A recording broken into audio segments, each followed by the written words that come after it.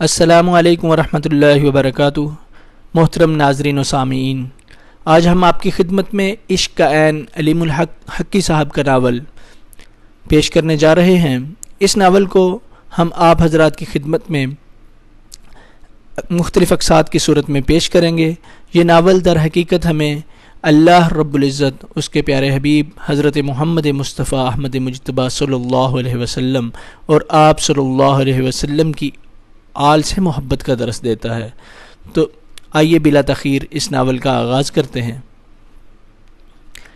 الہی بخش کو پہلی نظر میں عشق ہوا تو یہ کوئی حیرت کی بات نہیں، اس کا خمیر ہی عشق کی مٹی سے اٹھا تھا۔ بچپن ہی سے وہ عشق اور محبت کی باتیں سنتا رہا تھا۔ اس وقت سے جب اسے محبت کے میم اور عشق کے عین کی پہچان بھی نہیں تھی۔ محبت اور عشق کی تلقین اس کے ابا کا وظیفہ تھا۔ وہ ہر وقت اس عشق اور محبت کی بات کرتا جو انسان ہونے کے ناطے اس پر اور اس کی آنے والی نسلوں پر فرض تھی، اور یہ تعلیم اس کے بزرگوں نے اسے اسی طرح سے دی تھی، تو وہ نسلاً عاشق تھے۔ الہی بخش کی سمجھ میں اپنے باپ کا فلسفہ عشق کبھی نہیں آیا۔ ابتدا میں تو وہ اسے سمجھنے کے قابل ہی نہیں تھا۔ باپ بھی عشق کی وہ تلقین اسے گٹی سمجھ کر پلاتا تھا کہ گٹی کا اثر کبھی نہیں جاتا، بلکہ وہ بہت مضبوط اور دیر پا اثر ہوتا ہے۔ انسان اس سے کسی طرح لڑ ہی نہیں سکتا۔ مگر جب الہی بخش سمجھداری کی حدود میں داخل ہوا، تب بھی ابا کا فلسفہ عشق اس کے حلق سے کبھی نہیں اترا۔ الٹا اس کے اندر ایک مزاحمت پیدا ہو گئی، اس کے مزاج میں عشق سے بغاوت آ گئی۔ مگر الہی بخش کو معلوم نہیں تھا کہ باپ کی عشق کی تلقین یادداشت کے آغاز سے بھی بہت پہلے اس کے ساتھ ہے۔ اس کی سماعت کے ایوان کا دروازہ پہلی بار اسی دستک سے کھلا تھا۔ اسے تو یہ بھی معلوم نہیں تھا کہ جب اس نے لکھنا سیکھا تو پہلے اپنے رب کا نام لکھا تھا۔ ہاں، اس کے باپ پیر بخش کو یہ سب کچھ یاد تھا۔ پیر بخش اس رات کو کبھی نہیں بھولا تھا۔ وہ اس کی زندگی کی اہم ترین رات تھی۔ اس رات وہ بہت مضطرب تھا اور گھر کے صحن سے ادھر ادھر ٹہل رہا تھا۔ کبھی وہ چارپائی پر آ بیٹھتا اور کبھی بند کمرے کے دروازے پر نظریں جما دیتا۔ جانے کتنی دیر یہ عمل دہرایا گیا، تب کہیں کمرے کا دروازہ کھلا اور دائی رشیدہ باہر آئی۔ پیر بخش اٹھ کر اس کی طرف لپکا۔ آپا رشیدہ، خیر تو ہے نا؟ اس دائی سے پوچھا۔ پہلا بچہ ہے نا، معاملہ بگڑ گیا ہے، بس تو دعا کر۔ پیر بخش، دائی نے کہا۔ اللہ سب ٹھیک کرے گا آپا، پیر بخش نے بڑے یقین سے کہا۔ پھر بےتاب ہو کر بولا، آپا تم نے روئی تو رکھ لی ہے نا؟ رشیدہ نے اسے یوں دیکھا جیسے اس کے پاگل ہو جانے سے ڈر رہی ہو۔ دیکھو آپا، میں نے بہت بڑی ذمہ داری تم پر ڈالی ہے، پیر بخش نے گڑ گڑا کر کہا۔ پیدا ہوتے ہی اس کے کانوں میں روئی ٹھونس دینا۔ وہ تو ٹھیک ہے، میں یہ کر لوں گی، پر تو زینب کے لیے دعا کر، رشیدہ نے کہا اور پلٹ کر کمرے میں چلی گئی۔ پیر بخش پھر چارپائی پر بیٹھ گیا، مگر اب اس کے انداز میں اطمینان تھا۔ رات کے لمحے چپکے دبے پاؤں گزرتے رہے۔ پیر بخش بیٹھا رہا اور اپنے رب سے خیر و عافیت مانگتا رہا۔ اس کے ہونٹ ساکت تھے مگر دھڑکن دعا بن گئی تھی۔ پھر کمرے سے ابھرنے والی کربناک نسوانی چیخوں نے اسے چکا دیا۔ وہ پریشان ہو گیا۔ گٹی گٹی چیخوں کا وہ سلسلہ رک نہیں رہا تھا۔ اس نے چہرہ آسمان کی طرف کیا اور زیر لب دعا کرنے لگا، مالک، جیسے تو نے ہمیشہ میری مشکل آسان کی، اس بار بھی کر دے۔ اس نے اللہ کو پکارا، ربا، تجھے تو سب معلوم ہے، نسلوں سے ہماری ایک آرزو ہے، اور وہ آرزو میرے دادا نے میرے باپ کو دی، میرے باپ نے مجھے، اور میں اپنی اولاد کو دوں گا۔ تجھ سے اور تیرے پیارے نبی صلی اللہ علیہ وسلم سے محبت کی آرزو، پر ہم تو اس قابل ہی نہیں تھے، ہم تو تیری غلامی کے قابل بھی نہیں۔ ربا، میں تیرا بکاری تیرے سامنے جولی پھیلاتا ہوں، مجھے نصیب والی اولاد دے مالک۔ اسے وہ محبت دے جس کی تڑپ مجھے میرے پرکھوں سے ملی ہے، جس کو میری نسلیں ترستی رہتی ہیں اور ترستی رہی ہیں۔ ہمارے بھاگ جگا دے مالک۔ میں اپنی اولاد کے لیے دنیا نہیں مانگتا، اللہ بادشاہ، مجھے تو سب جہانوں سے بڑھ کر مجھے تو سب جہانوں سے بڑی نعمت چاہیے۔ وہ گڑگڑائے جا رہا تھا۔ اس کا چہرہ آسمان کی طرف تھا اور آنکھیں فرط احترام سے بند تھی، اور اس کیفیت میں اسے یہ احساس بھی نہیں تھا کہ بند آنکھوں سے وہ راہ بنا کر بہنے والے آنسوؤں کہ بند آنکھ اور اسے یہ احساس بھی نہیں تھا کہ بند آنکھوں سے راہ بنا کر بہنے والے آنسوؤں نے اس کے چہرے کو دھو دیا تھا۔ پھر وہ کیفیت دو آوازوں سے ٹوٹی۔ وہ یہ نہیں کہہ سکتا کہ ان میں سے پہلی آواز کون سی تھی، شاید دونوں ساتھ ہی شروع ہوئی تھی۔ ان میں سے ایک تو فجر کی اذان کی آواز تھی اور دوسری اس کے نومولود بیٹے کے رونے کی آواز۔ وہ دنیا میں اپنی آمد کا اعلان کر رہا تھا۔ آنسوؤں سے وضو کرنے والا پیر بخش روتے روتے مسکرایا۔ اس نے آنکھیں کھول کر بند دروازے کو دیکھا۔ وہ اس کی طرف پہلا بیتاب قدم بڑھانے ہی والا تھا کہ ٹھٹک گیا۔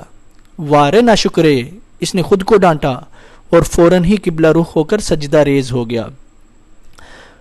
اس وقت وہ سراپا شکر تھا۔ اس کی سانس، اس کی دھڑکن، جسم کا رواں رواں اللہ کا شکر ادا کر رہا تھا۔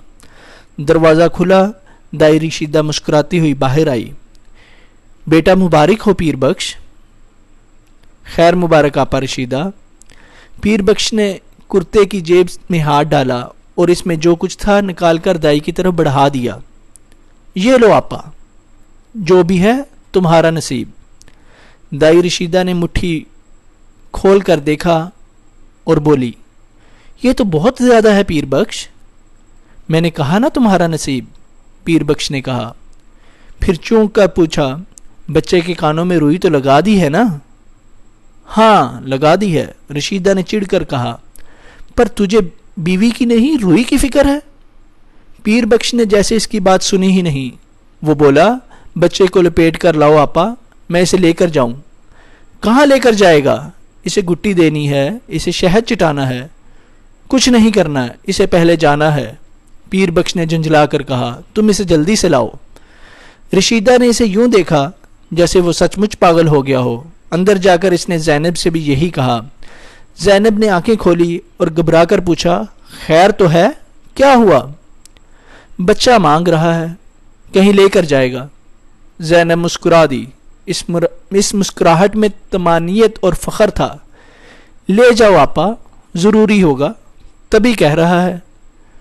رشیدہ بچے کو لپیٹتے ہوئے بڑبڑائی، مجھے سمجھ نہیں آتی تم لوگوں کی۔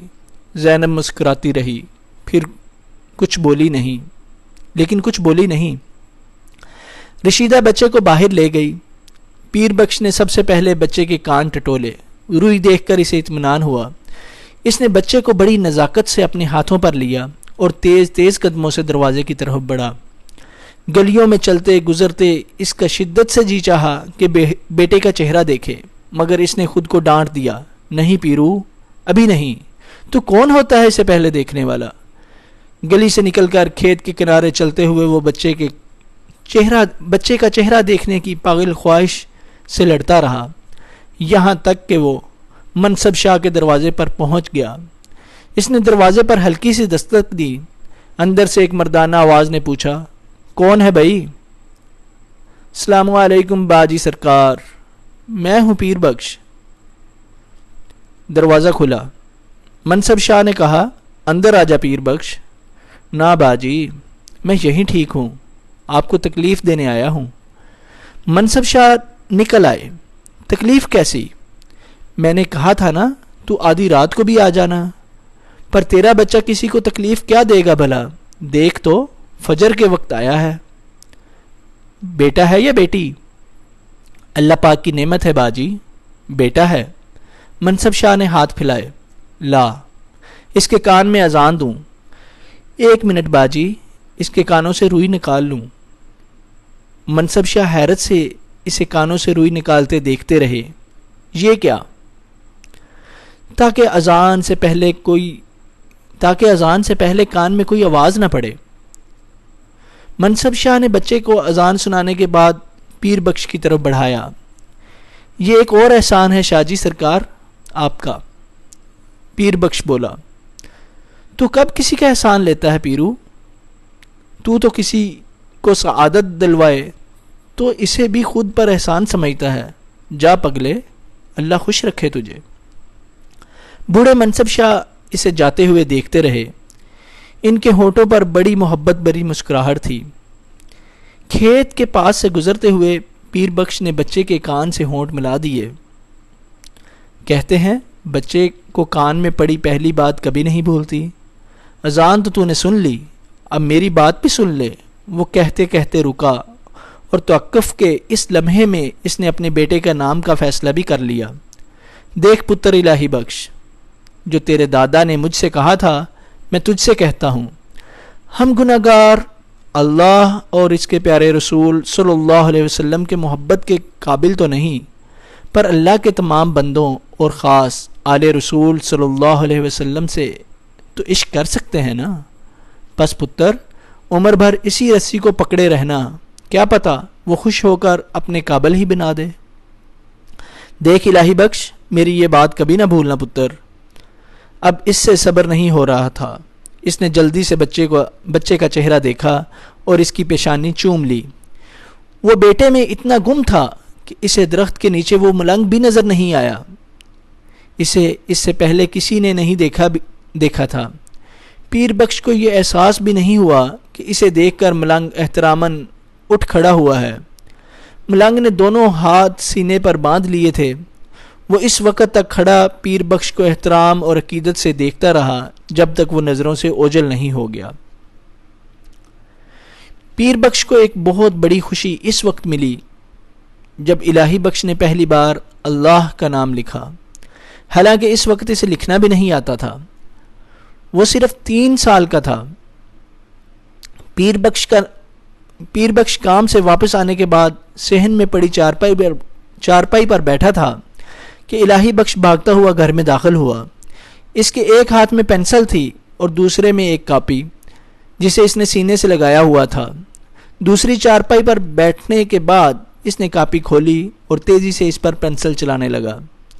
وہ بار بار دروازے کی طرف بھی دیکھ رہا تھا۔ اسی وقت دروازے سے 10 سالہ بشارت لپکتا ہوا آیا۔ اس کے پیچھے اس کا باپ پیر بخش کا چچیرا بھائی کریم تھا اور بشارت میری بات تو سن، ہوا کیا ہے؟ کریم کہہ رہا تھا۔ پیر بخش اٹھ کھڑا ہوا۔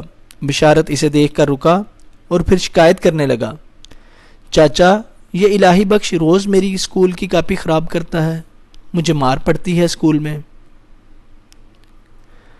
بھائی ہے تو میں اسے مار بھی سکتا ہوں۔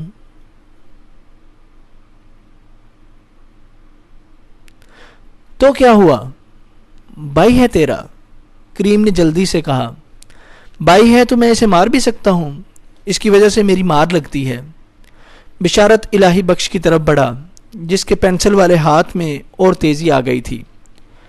باورچی خانے سے زینب بھی نکل آئی تھی۔ کیا ہوا بشارت؟ کیا بات ہے بھائی جی؟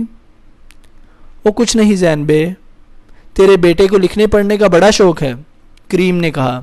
پھر الہی بخش کی طرف مڑا۔ دکھا تو پتر، کیا لکھتا ہے تو؟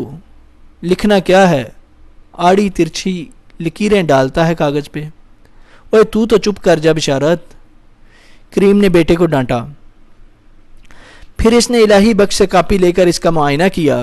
پھر وہ پیر بخش کو دیکھ کر مسکرایا۔ لے پیرو، مٹھائی کھلا بھائی، تیرے بیٹے کو لکھنا پڑھنا نہیں آتا پھر بھی اس نے کچھ لکھ دیا ہے، لے خود پڑھ لے۔ کریم نے کاپی اس کی طرف بڑھائی۔ مجھے پڑھنا کہاں آتا ہے بھائی؟ نہیں آتا، پر اس پر لکھا تو پڑھ لے گا۔ پیر بخش نے کاپی لے کر دیکھا۔ پہلے تو اس کی سمجھ میں کچھ نہیں آیا۔ صفحے پر بے شمار آڑی ترچھی بے معنی لکیریں تھیں۔ پھر اچانک اسے نظر آیا اور صاف نظر آیا، درمیان میں چند لکیروں نے جڑ کر لفظ اللہ کی شکل اختیار کر لی تھی۔ اس کا دل شکر سے بھر گیا۔ اس کے چہرے پر خوشی اور آنکھوں میں آنسو تھے۔ یہ 2 نام ہی ایسے تھے جنہیں وہ پڑھ سکتا تھا، اللہ اور محمد صلی اللہ علیہ وسلم۔ وقت گزرنے نے الہی بخش کو 4 سال کی عمر کی چوکھٹ پار کرا دی تھی۔ اس روز زینب صحن میں ٹنکی کے پاس بیٹھ کر برتن دھو رہی تھی کہ پیر بخش گھر میں داخل ہوا۔ اس کے ہاتھ میں مٹھائی کا ڈبہ تھا اور چہرہ تمتما رہا تھا۔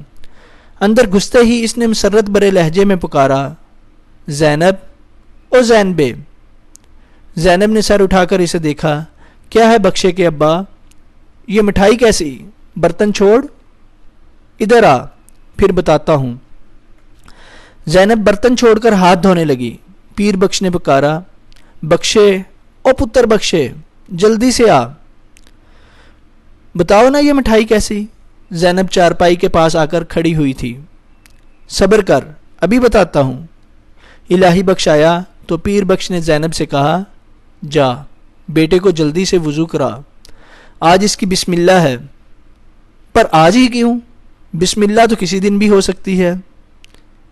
کیسے ہو سکتی ہے؟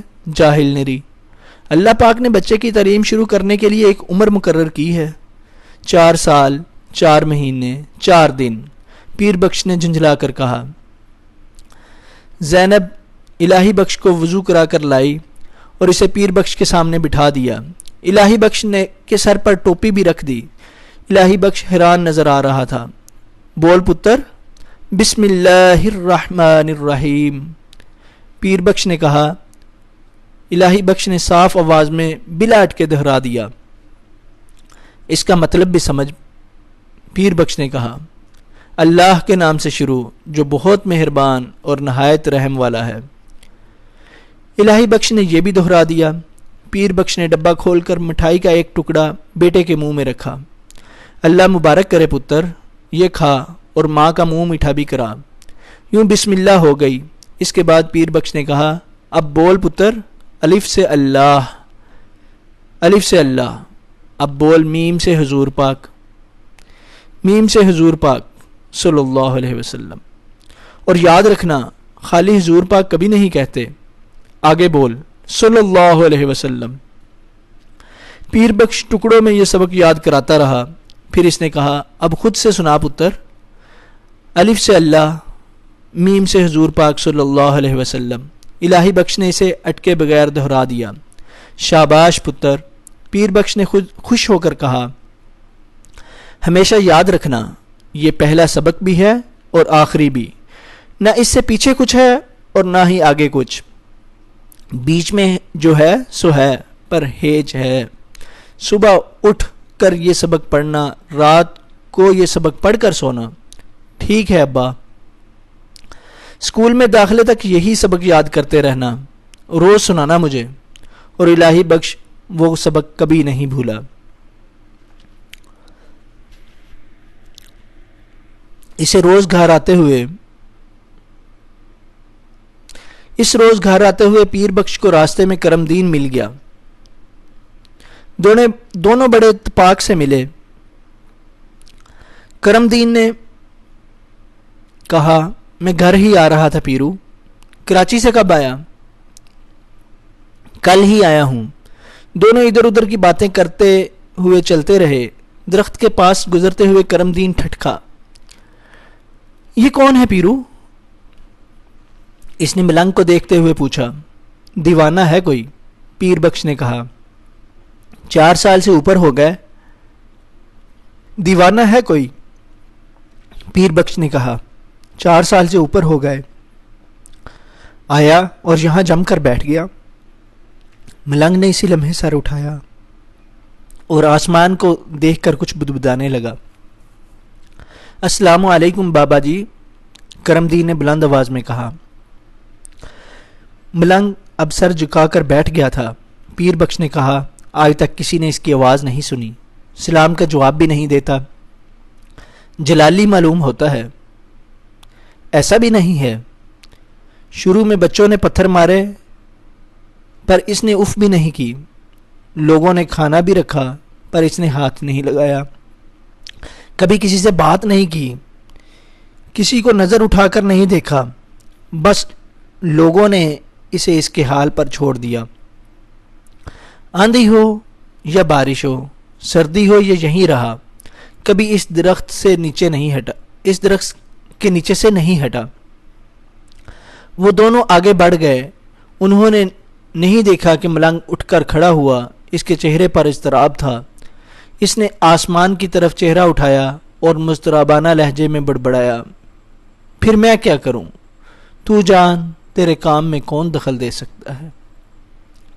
پھر وہ پرسکون ہو کر بیٹھ گیا۔ ناظرین، یہ آج عشق عین کی پہلی قسط آپ کی خدمت میں پیش کی گئی ہے۔ انشاءاللہ عشق عین کی دوسری قسط میں جلد آپ سے ملاقات ہوگی، لہٰذا اگر آپ کو پہلی قسط پسند آئی ہے تو اسے ضرور لائک کیجئے، کمنٹ میں اپنے تاثرات کا اظہار کیجئے اور اس چینل کو سبسکرائب کیجئے تاکہ آئندہ آنے والی اقساط سے آپ مستفید ہو سکیں۔ اسی کے ساتھ ہی اپنے ہوسٹ حافظ محمد سلمان سیفی کو اجازت دیجیے۔ السلام علیکم ورحمۃ اللہ وبرکاتہ۔